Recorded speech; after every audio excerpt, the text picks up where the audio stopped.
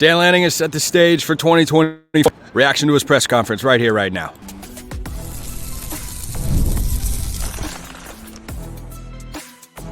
You are Locked On Ducks, your daily podcast on the Oregon Ducks. Part of the Locked On Podcast Network, your team every day. Yes, it is that time once again for Locked On Ducks. I'm your host, Spencer McLaughlin. That is Erik Skopil, 24/7 Sports and the Autzen Audibles podcast joining me here. Thank you for making this your first listen or your first view of the day. Part of the Locked On Podcast Network, your team every day and your number one source to stay up to date with the Ducks. Today's episode brought to you by our friends over at FanDuel. Make every moment more. As the playoffs wind down, the sports stop sporting like we want them to. But this summer, FanDuel is hooking up all customers with a boost or a bonus daily. That's right. There's something for everyone, even Erik, every day, all summer long. Visit FanDuel.com to get started. Big Ten Media Day takeaway reactions here. We'll talk Dan Lanning's press conference, get some sound from the question I asked him a little bit later on, and more sounds from guys like Dillon Gabriel, Jeff Bossa, and Terrence Ferguson coming up later on today's show. But Erik, I thought Dan Lanning went up there and won the press conference in the sense that he didn't do a Deshaun Foster. He also didn't do a PJ Fleck. You know, if you ever seen The Incredibles, the first one at the end where they're trying to coach Dash on how fast to run, like showcase all the speed. No, not too much. Deshaun Foster was the not enough end of the spectrum, and PJ Fleck was kind of the too much at the other end of the spectrum. And it felt like Dan Lanning really hit the sweet spot. The intensity difference between Deshaun and PJ was, I wish they would have gone right after each other because it would have been comical. It would have been the greatest contrast in the history of press conferences. Incredible. PJ brings it. Like he brings a lot of energy, and I thought Dan was great. I mean, I've watched now 8 of these in the last 2 days. Right? They've done something like that. I don't want to rank them or anything, but I thought he was like really on point. He had probably a 6-minute opening statement. He was very prepared, unlike some people.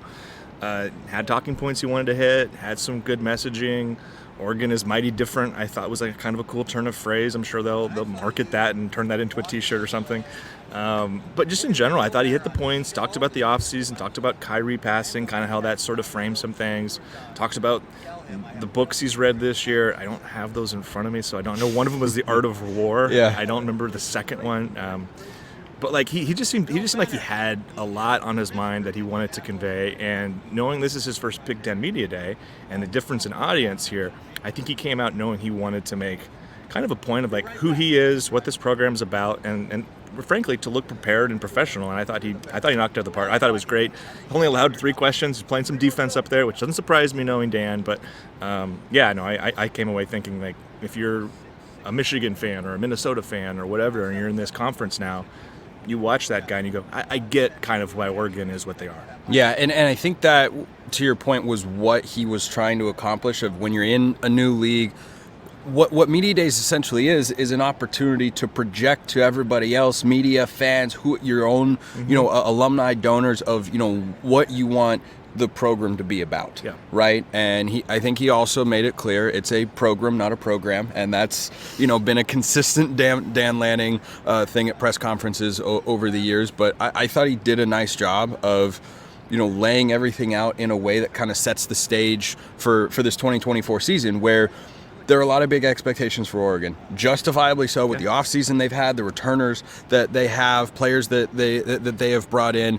There's a lot of hype around Oregon football right now, and I think Dan Lanning kind of just utilized the press conference to project that message of, I believe what you all believe, which is that this team can be really, really good. And I think that's all you can really hope to do at this point, going into the season. And one thing with Dan that stood out to me, it's just like at every turn, he takes any opportunity to market the program to do so, right? Like you just think about when he turned down the Alabama job and they had a video ready of like, I'm not going anywhere. And he turned it into a way to like kind of turn maybe kind of a... I bought the t-shirt. Of course you did. A ton of listeners probably did. Yeah. But like, you know what I mean? Like he found a way to turn kind of maybe a situation that was kind of stressful into something that was positive for Oregon. And I felt like he did that up there today too, of just, talking about, hey, we're going to recruit the Midwest better. Guess who's listening to this interview? A lot of Midwestern people. Right. We're trying to recruit you guys. We want... it's not just that the footprint grows, it's also we're going to be present. And he was very much present, I thought, in that press conference of conveying, like, this is who we are. we're going to be different, we're going to be Oregon, we're going to be innovative, we want to compete for championships, and laid it out, I think, I won't say succinctly because it was like 6.5 minutes, but like pretty succinctly. Like he hit his talking points, he ran through everything while also, touching on, obviously not the first time publicly, but the first time in a public setting kind of like this, Kyrie Jackson's passing, kind of the difficulty of that, and how kind of maybe that sort of framed some of the offseason. So I thought he did a great job, and it was, again, you don't want to rank press conferences, you don't want to compare and contrast too much, but that was certainly much better than some of the ones that we saw, and especially a couple we've already talked about. Yeah, and I mean, is it largely important in the grand scale of things? It's not the most important thing you do, but it's not. It doesn't hurt. No, it doesn't. It doesn't hurt, because I think you want to project, a certain message or a certain vibe about, what Oregon is, because they're coming into a conference and they're the preseason number 2 team by a number of media outlets. And I think if you come in and project an image of like, yeah, we're put together, we're prepared, we've got these 3 seniors who are all playing their last year of college football that are here. I thought he had some really, really great things to say about Dillon Gabriel. There was some actual football conversation, and I asked him specifically about the defensive line, because that was probably the most football thing that he was asked in his appearance on the main stage up there. Here's what he had to say. Coach, you lost 4 defensive linemen on the interior from last year's team, including Brandon Dorless. What do you see in that room, and how do you think that depth chart plays out as we head towards the season? Yeah, I'm really proud of the way our personnel department and coaching staff went and attacked that. We've recruited really well in that area, especially in the high school ranks, and that's where we build our team first. I think we signed 25 high school players this past year, but that's a position that takes development, and you have to get them caught up quick. We're able to bring in some guys in the portal, and then grow the guys that we have on our roster there that I think will provide us a really strong 2 deep that can compete. Winning football, a lot of people have asked me, what's different about going to the Big Ten? I hear it's more physical. The reality of winning football when you're a team like Oregon in the position you want to put yourself at the end of the year, you got to win in the trenches at the end of the year, not just in the middle of the year, right? And for us to build the team that we want, we know that's really important. That's why we've attacked it so hard. I'm really intrigued by this defensive line unit, because I know who the interior guys are going to be at the top of the depth chart. It's Derek Harmon, it's Jamari Caldwell. There are no questions there. And those guys, when you go back and watch the spring game, they looked really, really good. Everything after that, I don't even think Keon Ware-Hudson, who's the most experienced of the group, is locked into that number 3 spot. Because, he's been, a solid role player, but could one of those former blue chip guys be a better player with a higher ceiling? Yeah, I think so. The cool thing about this position group, just to rewind and think back to where it was after last season, and as you said in the question there, they basically lose everybody from last year's team that meant much of anything besides Keon. And where they were in January before they landed Caldwell, and then Harmon was in May or something like that. Yeah, springtime. A little after spring. This is such a different group, because I remember, I do these exercises in part to kind of inform people, but also to inform myself of ranking the position groups. And I had defensive line dead last going into the offseason, because I was they lose so much. The answers are all these true freshmen or redshirt freshmen or true sophomores, first, second year guys. The way they've been able to do what they've done with Caldwell and Harmon to kind of solidify the starters is really important, especially going into this conference. And then to your point, I think it's just I wouldn't be surprised if Amari Washington is their number 3 or their second nose tackle. I wouldn't be surprised if he plays a ton, but you could also convince me Aiden Breland has a great offseason. He wasn't great in the spring necessarily, but he's a true freshman. He could come in and make a move for something, playing time wise. Same with Jericho Johnson. They've got a bunch of bodies, and this comes down to stacking recruiting class after recruiting class. Right. I think I did the math. I think at one point, and some of these guys have since transferred, but I think they had 9 blue chip defensive line recruits. Yeah, they did. The last 2 cycles. And one of the guys that wasn't a blue chip in that 23 class was Tatum Tuioti. Yeah. I think he might have been a 4-star in 24/7, but he's a 3-star in the composite. Yeah. And he played as a true freshman, and he looks awesome. So there's just a ton of guys here from a talent perspective, and this is where it's got to be really fun and exciting for Tosh and Tony Tuioti and all of these guys in those rooms of, let's figure out what we've got here, because we know we've got, as you said, those cornerstone kind of stars in Harmon and Caldwell. Let's figure out how the rest of this comes together. And I have to imagine this is going to be a fun fall for those guys to figure out. And personally, I'm excited to kind of see that progression because, as you said, I'm putting together a depth chart. It's not easy to put. You're just kind of making guesses at this point. I think a lot of position groups on both sides of the ball are pretty easy right now to put together a 2 deep. I think defensive line is easy at the top, and then, like I said, you can go in a lot of different directions. We're going to talk more about that defensive line unit because I have a couple more thoughts there, and then we'll get you some more Big Ten Media Day takeaways because Oregon, don't forget, they're in that conference right there for those watching on YouTube. That's the Big Ten, and it's 18, and yeah, plenty more coming up right after this. This episode brought to you by our friends at eBay Motors. Passion, drive, and patience, the formula for winning championships, is also what keeps your ride or die alive. eBay Motors has everything you need to maintain your vehicle and level it up to peak performance. They've got superchargers, roof racks, exhaust kits, LED headlights, and more. Whether you're into speed, power, or style, eBay Motors has you covered. With over 122 million parts for your number one ride or die, you'll always find exactly what you're looking for. And with eBay Guaranteed Fit, your part is guaranteed to fit your ride every time or your money back. Because with eBay Motors, you're burning rubber, not cash. With all the parts you need at the prices you want, it's easy to make your car the MVP and bring home huge wins. Keep your ride or die alive at ebaymotors.com. Eligible items only. Exclusions apply. eBay Guaranteed Fit only available to U.S. customers. So, Eric, a couple more thoughts along the defensive line. What Lanning said stood out. I like the answer that he gave, not just because I asked the question, but because I thought he was being honest without naming names that he doesn't expect true freshmen to play along that defensive line. He said, it's a developmental position, one that you have to have time to get your body into that sort of shape. That makes me more inclined to look at the names from that 2023 recruiting class who are all redshirt freshmen like Amari Washington or Ashton Porter or Terrence Green.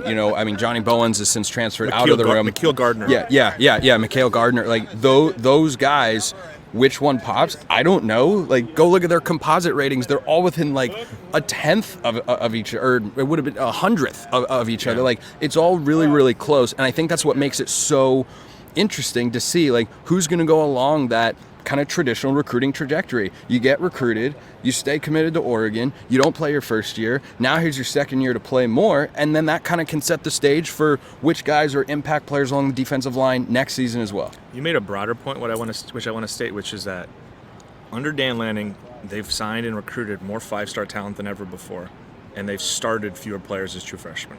I think in 2 seasons here, 2 starts have been made by true freshmen. It was Mateo last year, and it was Poncho in the bowl game. And that was basically as a fill-in because Jackson Powers-Johnson opted out. So that's like basically 1 start during a regular season from true freshmen despite having like top 5 recruiting classes. That sort of speaks to what he was getting at with like, hey, we're going to recruit really well, but we don't expect these guys. They're going to be really special players to come in and carve out a role. And I think that goes for every position. Defensive line in particular, you got to be ready, man. Like you can be – Jericho Johnson's like 350 pounds. You can't convince me his body is exactly where they want it to be, right? Like, a Terrence Green came in last year. That was that was like my put that guy at the front of the bus as he's coming off. Yeah. You know what I mean? Those guys, because he's just you want to huge. set the stage. The fans see him go, oh, whoa, who's that guy? But he was like 6'6", 290, and he I think played like 20 snaps. Yeah. So like that's what your expectation is, and you're hoping now for a guy like Green in year 2, for a guy like Amari Washington who actually did not redshirt last year. He actually played enough. You're hoping those guys are now taking the strides to go from being, hey, they look great, to hey, they play great, and that's what this fall is going to be on the defensive line in particular, but also at like receiver. Like, where's Jurion Dickey after a full off season? Where he's hopefully healthy because he got dinged up in the spring game again, and that's the question with him. We don't know. But yeah, you can say think that he's about fine. a ton of different. Yeah, we think so. You can say about a ton of different position groups across the board where you've got talented guys who are going from year 1 to year 2, and your hope is they take a leap. And the reality is, in a lot of cases, they've got seniors and juniors and portal guys that they've added that maybe kind of mitigate the need for this growth, but you're still hoping that some of that growth is able to push the other guys. Yeah, you mentioned the few starts from true freshmen. That doesn't mean that over the last couple of years, true freshmen haven't played or had a role. I mean, you think about Jaleel Florence had a role as a true freshman. Josh Connerly had a role as a true freshman. Poncho this past year was the 6th offensive lineman. All 3 of those edge guys, Tuioti, Purchase, and Mateo, I think those guys could be in for a monster season this year. I'm pumped about those guys. Because the fact that they were all able to play and produce as true freshmen along that defensive line makes me think, what are you going to do in year 2? Like, That's the telltale sign, right? I completely agree, because you think about what Kayvon Thibodeau was as a true freshman. But like at the start of the year, he was kind of rotating in and he was getting snaps, making an impact, but he was, a pass rush specialist. And then by the end of his freshman year, he's dominating the Rose Bowl. I mean, he dominated the Pac-12 championship game. I think he sacked Tyler Huntley like 3 times. That was his progression over the course of a year. And then you think about year 1 to year 2, he's the Pac-12 championship game MVP, and it's like you have 3 guys there who were all big-time prospects. And, Tuioti wasn't the most highly recruited, but I think if he hadn't had his dad on staff and committed to Oregon so early, I think he would have been more highly rated. But, like, the bottom line is, any one of those guys, if you told me right now, any one of those guys, Blake Purchase, Tatum Tuioti, or Mateo, have 5 or more sacks this year, I 100% believe you. Yeah. Tatum would have been high rated if he did the camp circuit. Yeah. I was told by Brandon Huffman, 24/7 guy, who actually will be in Eugene this week for Saturday Night Live on Saturday. Check out coverage at duckterritory.com.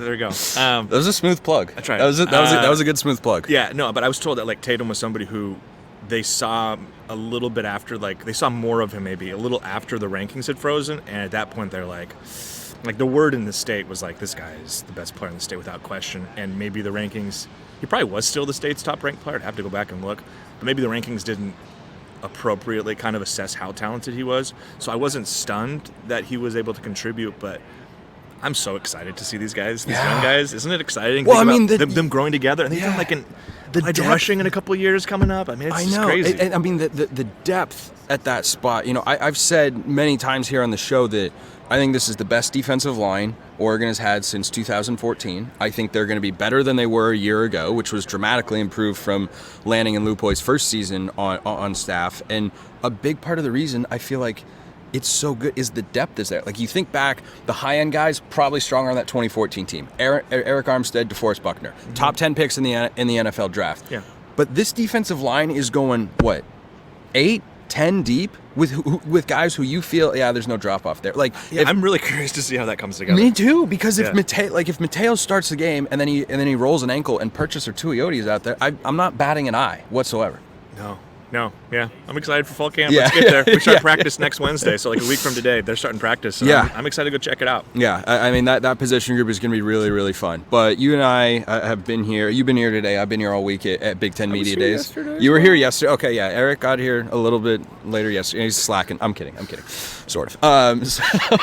So it's become very real. Like, we were looking around, and that's Oregon's conference. For those watching on YouTube, it's that conference now. And the first thing you see when you walk in is an Oregon uniform with the Big Ten with the Big Ten logo on it. And it's, Oregon's going to have Maryland, like Mike Loxley, who many of you might not even have heard of. That's Maryland's head coach. He's going to come coach a game at Autzen Stadium this year in a conference game. Like, that's a thing that's going to happen. And we've known it for a long time now, but now it feels very real. And like, I look up at this big jumbotron behind us, and it's got all 18 teams, and you're like, oh yeah, Oregon sandwiched between Ohio State and Penn State. Between Ohio State and Penn State, right. Because they have it listed alphabetically. What's been your takeaway of just kind of seeing this finally come to fruition? Like, how strange does it feel to you? Well, I've never been in Lucas Oil Stadium. I've never been to Indianapolis. That's going to be like the things I'm checking off for like all of these locations, and it won't be quite as much this year. There you go, big. Yeah. We're all about the Big Ten. We're Big Ten now. We're bought in, but no, like, it's cool to be in these venues. Obviously this isn't a Big Ten venue, but this is where the conference championship is played, right? Like, this is where they do their media. And it will be through 2027. They announced something like that. They announced earlier this week. So this is like a staple location. I've never been here before. I'm going to be coming back here a lot. I think talking to 24/7 Sports, other Big Ten writers, like, I didn't really know what to expect when we're talking about Oregon, but like, to a person, they're all like, they think Oregon's awesome. Like, one of the Ohio State guys was like, I think Dan Lanning might be the best coach in the country. That's high praise. Like, very high. These are the type of conversations we're having. It's like you come into this, and I don't really know these people, and like, I'm trying to like get to know them. That was one of the reasons I came out here too, was just to network with some of the other 24/7 and other Big Ten national writers and media writers, and like, people love Oregon.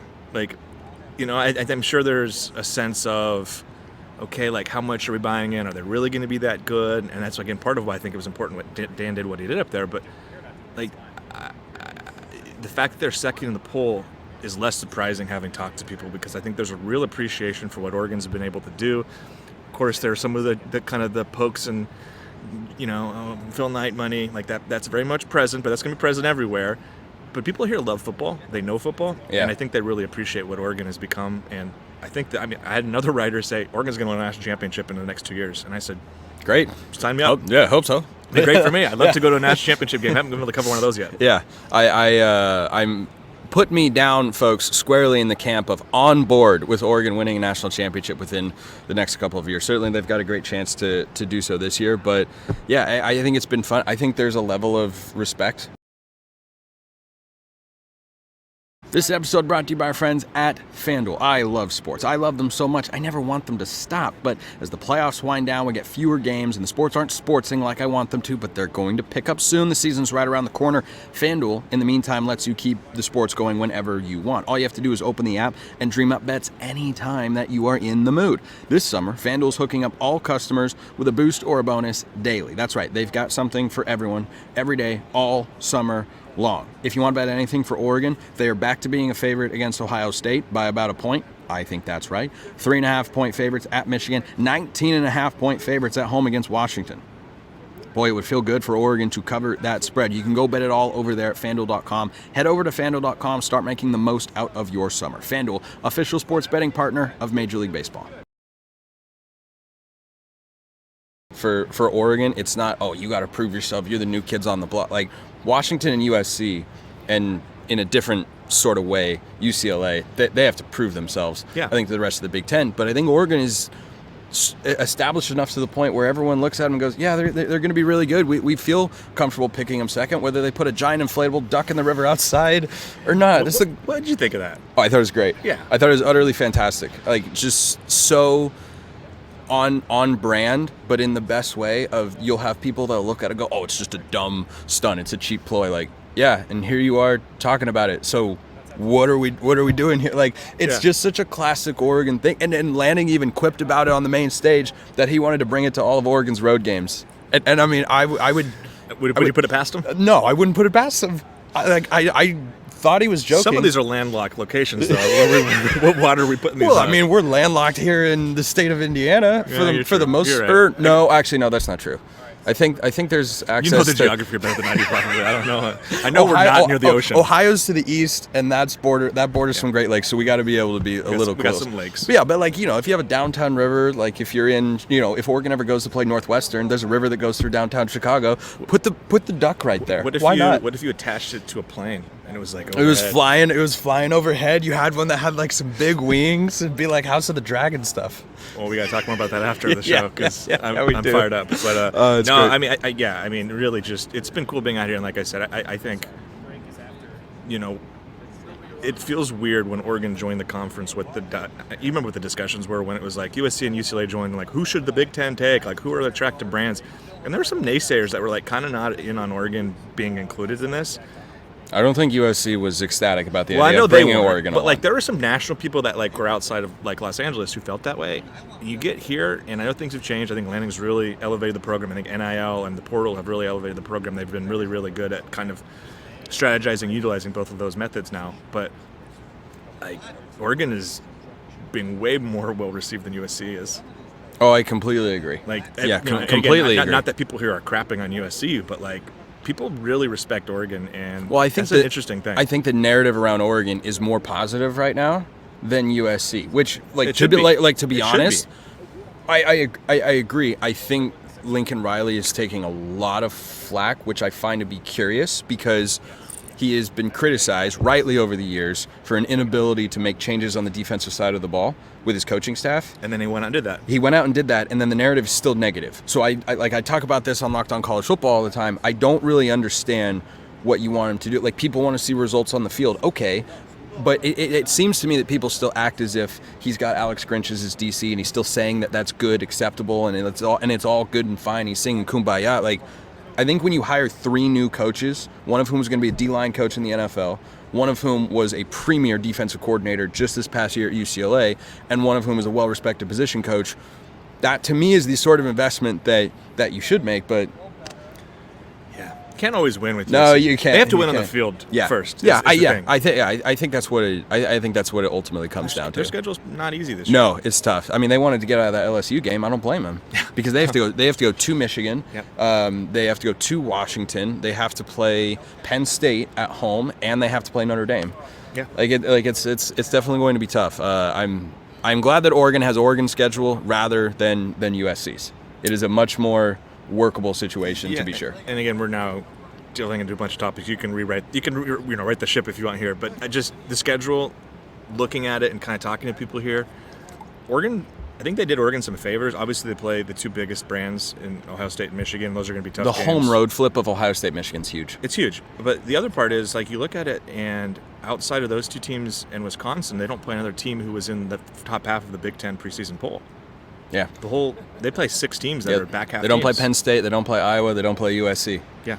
That's the next, and that's the next run of teams. And then the top teams after the 3 I mentioned, Ohio State, Michigan, Wisconsin, are Washington and Maryland at home in games that I would expect to be very winnable. So, we're now all over the place here. So apologies. Bad podcasting, good podcasting. I don't know. My brain just kind of goes where it goes sometimes. You just let the conversation flow, like the duck down the river. I think part of the reason there should be optimism about Oregon in 24 is I think the schedule is actually pretty favorable. Not diminishing at all what Ohio State will be this year. That game at Autzen is going to be incredibly difficult to win. But in general, like, you see a path to 11 wins, 10 wins, and 10 wins, 11 wins, they get you in the playoff now. Yeah. No, I completely agree. Erik Skopil, 24/7 Sports, the Autzen Audibles podcast. Erik, appreciate the time. Got some sound coming up. Dillon Gabriel, Jeff Bossa, Terrence Ferguson, all here at Big Ten Media Days. What do they have to say about the questions that many of you sent me? That's coming up next.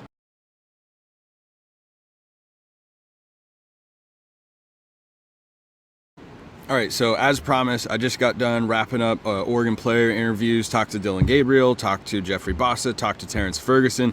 Gabriel was a hotter commodity amongst media people, so it wasn't as easy to get consistent questions there. So I was actually able to get more of a long form sequence with both Bossa and T-Ferg. So what I'm going to do is talk about the audio that I got from Dillon Gabriel here today, which I'll play for you here on the show, and then on Monday's episode talk about the interviews that I got with both T-Ferg and Bossa, because they were several minutes long. I thought both guys gave really, really good answers. One general takeaway from talking to these guys, and I've found this a lot. The first student athletes that I ever interviewed were Oregon basketball players and Wisconsin basketball players ahead of the first round matchup in the NCAA tournament back in 2019. Peyton Pritchard was among that group, Luke King, Kenny Wooten, there were all sorts of guys, and the Wisconsin guys were great as well. But one thing that I definitely took away talking to these guys, and I just continue to feel every time I get a chance to talk to these players, I love their mentalities that they go into these situations with. These are not kids that are arrogant. These are not kids that are pompous. They are so grateful, I think, and humble and appreciative of the opportunity that they have. There is a joy that they have talking about football and the way that they can build a championship caliber team with Oregon this year, and I just love that. I love that and wanted to share, because I just see that not just with Oregon players but with all sorts of other players as well. Is they like getting asked questions and talking about their team and their careers and whatnot. And certainly some guys like questions more than others, but I think they're all very appreciative of the spot that they are in, the opportunity that they have and that they have worked for, and they certainly know that they didn't get there by accident. They worked really, really hard for it. But I just continue to be impressed by these guys. I don't know if I had that level of maturity at 21, 22. Okay, hopefully by the time I was 23 I did, because I was out of college and I was working a radio, TV, play-by-play, and sports talk gig in Oklahoma. So hopefully I had some level of maturity for all that sort of stuff by the time I was out of college. But I just think they're really, really impressive guys. So a bunch of you sent in questions, a lot of them in the same sort of vein about about Dillon Gabriel and what you wanted to hear and such. And the first thing was about him coming to Oregon. I'd say just the different version of myself. I think when I look back, at UCF, I was a young learning pup, and then Oklahoma I kind of came into my own, and then here at Oregon they're really getting the best version of me in terms of how I play the game. So I think more so on my end, the growth and the evolution of my game has definitely been kind of the change throughout this journey. This has been one of the questions that pops up a lot here on the show, is what version of Dillon Gabriel are we going to get? Is it going to be a carbon copy statistically and play style from a season ago? Joel Klatt was on Colin Cowherd's show recently, said he feels that Gabriel can be an even better version, which I agree with. I don't think there's going to be as big of a gap between his performance at his prior school and his performance at Oregon as there was with Bo Nix, but that's because Bo Nix had a lower level of production at Auburn than did Dillon Gabriel. But he feels like Oklahoma's system wasn't perfect and it wasn't as point guard oriented. And Gabriel is definitely taller in person than he looks next to Achilles Smith Jr. I assume we've all seen that photo by now, but I think that the point guard role does suit him very well. I think he'll have a career best year for completion percentage. I expect him to be over 70%. He was just under 70% a year ago. He hasn't had a 4,000-yard season, or at least he didn't well at Oklahoma. I don't think he did at UCF either. I'd expect him to be over that number with the receiving core that he has, and certainly the more games that he's going to play. He was 3,600 yards a season ago, and I think Oregon will play at least 13 games. I hope 14 will be the minimum. That would be a Big Ten championship appearance and at least one college football playoff game. That's where I expect Oregon to get to this season. But I think his focus on being the best version of himself was something that I didn't really expect for him to answer when asked about his journey and getting to Oregon and everything. So I definitely liked that quote from Gabriel. He was also asked about the helmet communications, and several of you wanted to know what he thought about that. I'll let the man speak for himself.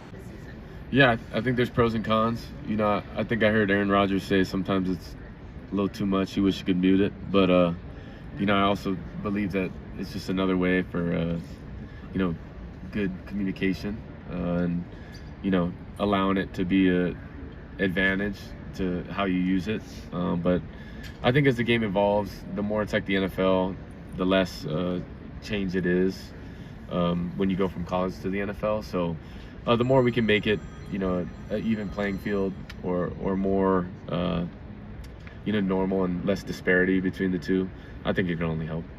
I think him with Will Stein, which is something else that Klatt was praiseworthy of on Cowherd's show, is going to be a really, really good fit. Obviously he's a little bit shorter than Bo Nix, might not have quite the arm, but certainly has an above average arm and is a supremely accurate thrower of the football. And I think a guy like that who's so veteran and has the chance, like Bo Nix, to be such a cerebral quarterback in this offense, I think it helps him because he can embrace that role, I think, even more. Bo did such a great job a season ago, and I think this just makes it easier for Dillon Gabriel to be at that sort of level to where he can make adjustments quickly. Will Stein's an offensive coordinator who's typically down on the sideline, I think is where he usually was a season ago. But, Kenny Dillingham was someone who liked to be up in the booth a little bit more. I think that ability for those two guys to be able to get together after a play and say, hey, look, you saw this, and just point it all out on an iPad. He's a really veteran quarterback. When he throws an interception, he probably knows what happened there. But I think that sort of communication is really, really helpful for any kind of quarterback. More helpful for a young quarterback, probably, because he doesn't have as much experience. But does it still allow Dillon Gabriel to be even more of that kind of point guard surveyor and just commander of the offense? Yeah, I absolutely think it does. So love getting to talk to those guys. Almost forgot, because I know a couple of you asked about this. Dillon Gabriel was asked about whether he'd played the new college football video game yet, which he has. And, well, here's what he had to say about his player rating. I'm grateful for it. Of course, we got to talk about the speed, strength, and jump. But, I know I'm not this physical specimen, but shoot, there's some love for, some other guys as well. Look, he's not the biggest, he's not the fastest, he's not the strongest, but dang, he might be the most accurate quarterback in the Big Ten at the very least. I don't know that there's going to be a guy that completes a higher percentage of his passes than him this year, but I love the kind of humor that he approached that with, of like, oh man, I gotta be a little bit more than that. I'm too fast, I'm too slow. But you know what? It's not about the size of the dog in the fight. It's about the size of the fight in the dog. I think that guy's got a heck of a lot of fight in him. Stick around for Monday's show, because I'll air both interviews with Jeffrey Bossa and Terrence Ferguson that I got here at Media Days. That's going to do it for me here this week. Hope you all have enjoyed the content. There will be more coming from this particular spot, but I will be uploading said episodes from back in the great state of Oregon. Appreciate everyone listening. I'll see you next time. Have a wonderful rest of your day, and go Ducks.